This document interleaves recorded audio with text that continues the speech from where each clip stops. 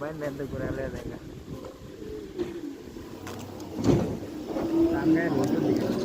হ্যাঁ মানছি অনেক ছোড়ে হয়ে গেল কেন খাবার আচ্ছা যদি বান্ধব না হয় তো বান্ধব না সমস্যা নেই বাদ দেও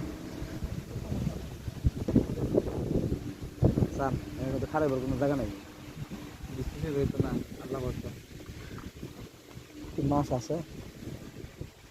হয়তো বা মাছ ধরে আমি যখন মেন রোড দেয় তখন ভাব দেখি বৃষ্টি পড়তো